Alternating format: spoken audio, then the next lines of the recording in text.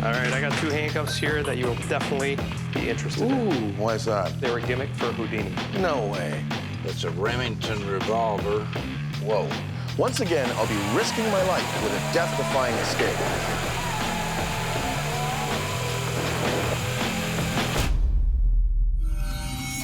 My name is Steve Santini. I buy and sell the darkest, most gruesome artifacts on the planet. Welcome to the dark side.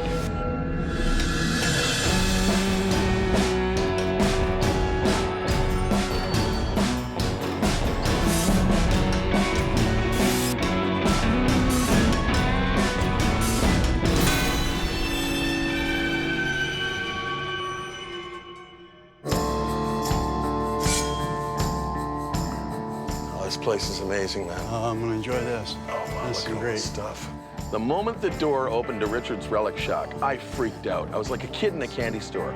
This is wild. The place was full of thousands of relics and artifacts. I loved it. Mastodon tooth. Check it out. Look at the molar. It's freaking huge. Oh my God. What is that? What do you think it is? Well, yeah, I know, but It's some sort of a fertility vessel. Whoa, whoa, whoa, guns, guns, guns. Pistolas. Check it out. There's a cold piece up here that was dug. So that's definitely Civil War. Came right out of the ground in that condition. And actually, I'm starting to wonder about buying that as well. This is fantastic. Howdy. Howdy, howdy. You got an amazing place here. I was wondering if there's anything you had here that you consider to be a little bit of a dark antique or kind of creepy you could show me? I have a Mississippian culture head pot. Head pot. This is a custom that the Native Americans had. Whenever someone died, they would make a effigy Right? of that person. So a puffed up face. So that's why this appears as a puffed up, decayed human. Wow. I mean, how old do you put this? That would be 1,500, 2,000 years old or so. What would you be asking for something like that? Something like that, I'm sorry to say, but that'd run you around $10,000 or $12,000. Now, I'd sit down and deal with you. I mean, the best I could do, maybe 7? I can't do that. That's. Can you do 10? I can do 8. That's about the best I can do, or I'm out of the game. 8,500. Take it with you. That's my final price. 82. 82.50. I know. Hey, Man, you are hard. I'm taking the beating on it. 82.50. All right. Okay. Okay, it's yours. And now I'm broke. Thank you. Well, now I can pay my bills and my help. Steph, we've got to have a talk. You know that ancient skeleton we're getting from South America? Yeah. I see on the list it hasn't arrived here yet, and has Customs got their hands on it or what? I can call him today, we can figure it out. Thanks a lot. But you know what's more important right now? What? We don't know what's going on with your escape yet. I've been trying to talk to you Relax. multiple times. No, Relax, no, no. Raja. This is like life and death for you here, and... They're all life and death.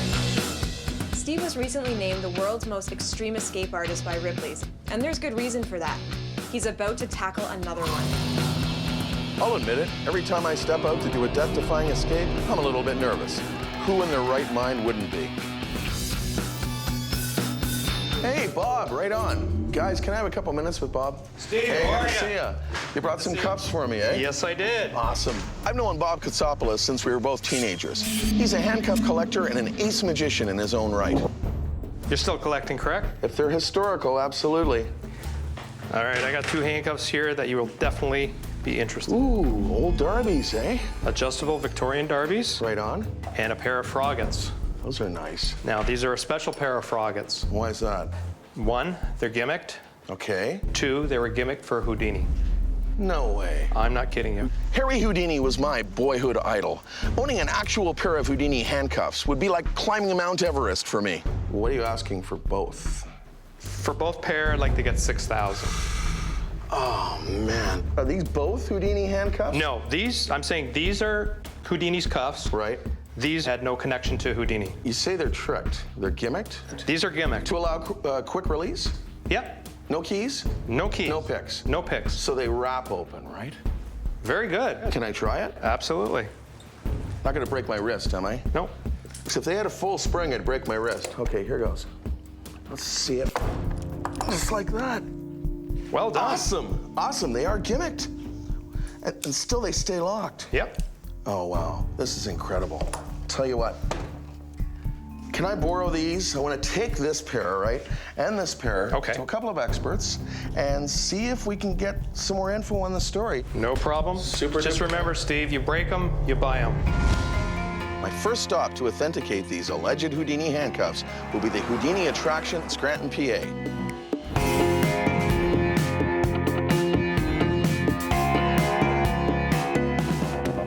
Dorothy Dietrich and Dick Brooks run the Houdini attraction. They are great characters, wonderful people, and probably the most hardcore Houdini fans I've ever met. I really feel that Houdini changed my life, that he gave me a direction to go. Oh, man, look at this place. This is an amazing collection. There was a little ad in the paper, a little tiny ad that said, contents of Houdini's home, Houdini artifacts. I was crazy for the personal stuff. These are very precious to me. Those two pictures, that's Houdini's mother and father, those pictures were on his mantle in his living room. This is incredible. I mean, for a guy like me, this is like Mecca coming here. Well, thank you. And this is the water torture cell. Is this one of the originals? This is not one of the originals. But you yourself, This though, is have how been it in would this. look. Yes, I've done this. Oh, my gosh. So This is the loneliest place on the earth to be. I just don't like it. I don't like it. it's a horrible feeling. I mean, I did one for years in my show, and I died in this thing. These are a special pair of Froggats. Why is that? They were a gimmick for Houdini. No way. And this is the water torture cell. I did one for years in my show, and I died in this thing. And they pulled the curtain in front, and they were playing loud music. Oh, so your staff couldn't even hear you. Yeah, and I knew right away that This is the trouble. thing that I had to do wasn't working, and I woke up in intensive care. I was dead. It scares the crap out of me, to be honest. It's awful. Excuse me for a minute, just a minute. Being that close to it brought it all back. Pardon me, just something popped back in my head. Let's talk about something else, okay? Yeah, okay, yeah. Yeah, you're here, buddy. You're here. You made it. I know. I brought the handcuffs to Dorothy's Houdini attraction because I know one of her best friends, Stephen Moore, is a master locksmith and a collector of antique handcuffs. Actually, these are great. These are probably one of the best ones you want for movie props. It's really, they're nothing. They're a great imitation, but there's nowhere near or comparance to an authentic Froggatt. They look good, but they're not. The first pair of handcuffs are fakes. They're not even Victorian. Now these are, without a closer look, I'd have to see that they're Froggatt or Derby, but they're that style. Right. Now with a closer look. What are you looking for, Steve, if you don't What mind I'm me looking at here is this is where the handcuff was assembled. Now this was pressed in and then peened with a designated tool made by Froggatt. So that's where those crow's feet designs are on the... Yes, and they are Froggatt authentic markings. They're a definite Froggatt. It's a number 3. I'm gonna just check the spring tension now. It seems to be a weak spring. Okay. So the weaker the spring, the easier they'd be to open. Right. Okay, we know they're authentic Froggatt. Right. We know they're a small size. We know they're of the right time period. And we know they're gimmicked to open that way. Right. Could there be a chance that these were owned by Harry Houdini himself? My personal opinion, and it's very hard to say anything at 100%, Sure. unless you had forensics documentation. I would say they're a good 90 to 95% authentic. Awesome. Thanks, Steve, so Got a much great for pair your of handcuffs expertise. there, yep. Well, I haven't done the deal yet, but I would do hopefully that once deal. I do, they end up in my collection. Meeting Steve Moore was fantastic. I mean, the guy shared a lot of information that now has me believing these handcuffs could have actually belonged to Harry Houdini. And then, to top it all off, Dorothy Dietrich had an incredible surprise for all of us. We have been working on a project, a Houdini project, of course, that is very special to my heart, and we want you to be a part of it. So we are going to take you to Houdini's grave. No way. You know, the bust that has not been there for many years? Of his head that stood on top of the grave, right?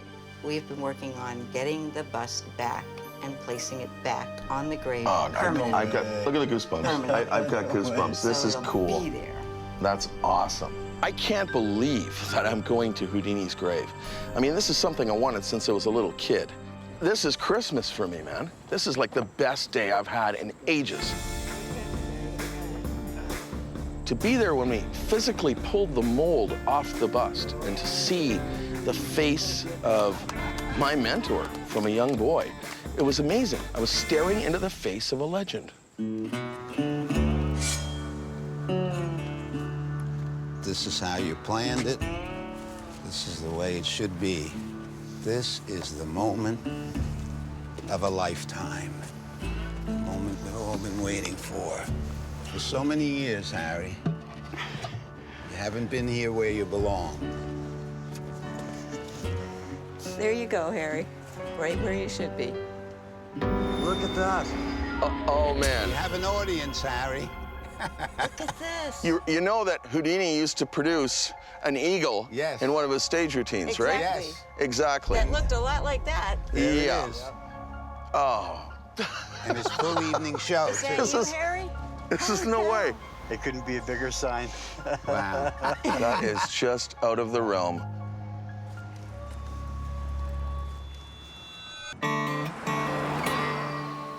Lloyd's one of these amazing old world blacksmiths. I mean, there's guys that make horseshoes and forge iron nails, but Lloyd, one of the reasons I think he could figure out these handcuffs is he could look at something like this and actually make it. Here's the first pair, if you can tell the age of them or... If they're Victorian, they're late Victorian, but I sooner think they're more into this century, Right. maybe even late as 1950.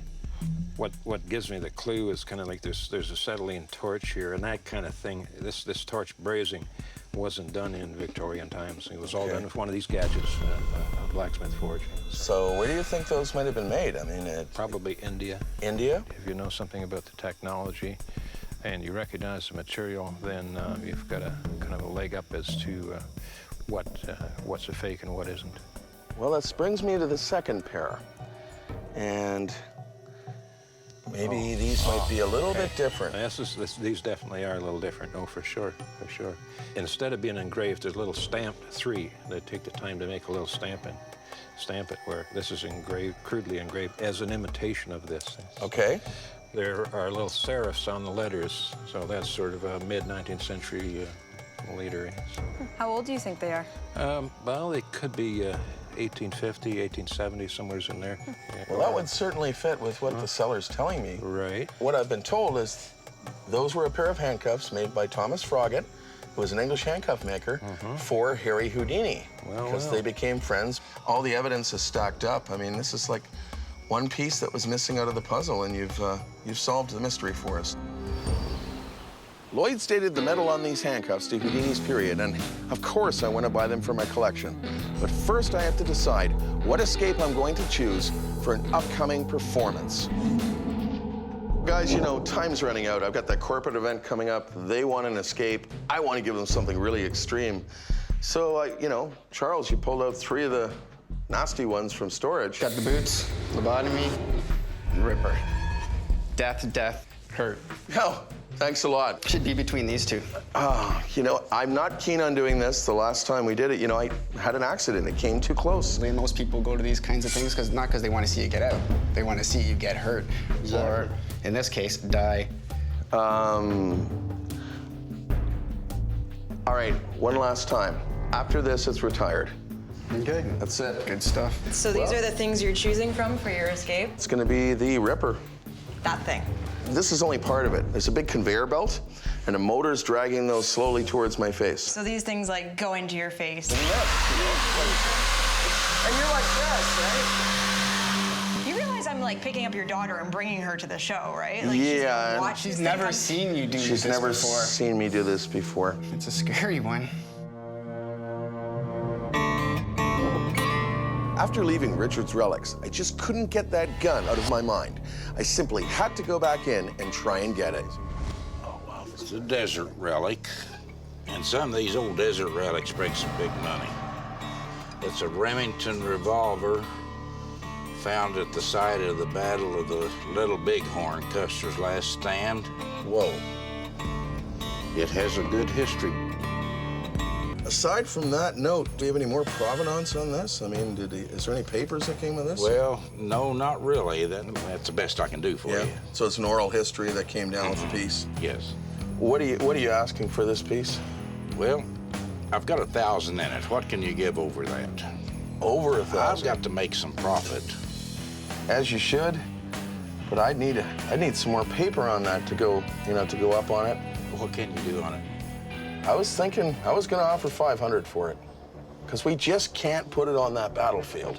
If we could, gosh, I'd be willing to pay much higher for it. I'd go 500 for it. Okay, you bought the head pot, didn't you? I did buy the head pot. 6? 550. I'll do it. Done. Right on. Cool. It's a great piece. Oh, super. Thank you, Richard. Well, you got to be on that one. Oh, thank you. Next one's on me. Okay. All right, will do. Thanks a lot. Good stuff. Of course, with anything I buy, these handcuffs included, I always try and prove it 100%. But hey, none of us were alive back then. None of us knew Houdini. We proved it, I believe, 99.9%. And that other percent, well, I'll go with my gut. Now it's time for me to meet with Bob and tell him what I found out about the 2 pairs of handcuffs.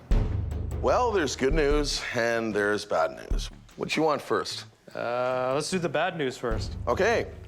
These, you were told, are Victorian period derbies. That's right. They're fakes. Are you kidding me? No, I'm serious. This pair of cuffs were made in India. I don't believe that, Steve. There's no way that these are fakes. The way that they're made, the way that they function, even the way the end caps are compared to the FROGGATTs. It's a stamping here of punch holes. Here it's a, fine crow's foot stamp. These things are not period. They're not old. Enough about those. These, we've determined the way they're put together, they were gimmicked at the factory. That means that Thomas Froggatt made these this way just for one important client, and that man was Harry Houdini. But I'm not going to give you $6 grand. I can't do $6 grand because these are out of the equation now, and I really just want those. Okay. I think what are you willing to pay for them? $2,200. Oh, Steve, I can't do $2,200. There's no way. I'll keep them for $2,200. Come on. How does $4,000 sound for them? I squeeze $2,500. Steve, for $2,500, I'll keep them. I don't want to let them go. I appreciate the offer, but all right. Tell you what. Okay, you're a friend of mine. They belong in your collection, Steve. I will do $3,000, and that's the rock bottom price. $3 grand, you've got a deal. All right, man. That's Thanks, great. Bob. Thank you. Fantastic. I am just blown away that I now own a set of authentic Houdini handcuffs. I mean, there's nothing closer to my heart than owning something performed with by the most iconic escape artist in history.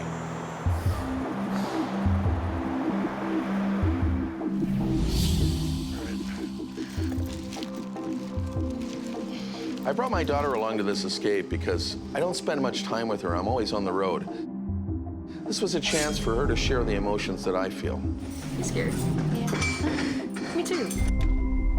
I wish sometimes he didn't, but I understand because this is what he wants to do. This is his decision. The Ripper is lethal. It scares the crap out of me. If I don't get the thumb cuffs off, I'm dead. If I can't use those to pick the handcuffs and get them off, I'm dead. And if I can't unbuckle the neck strap in time, I'm dead. Pull the pin.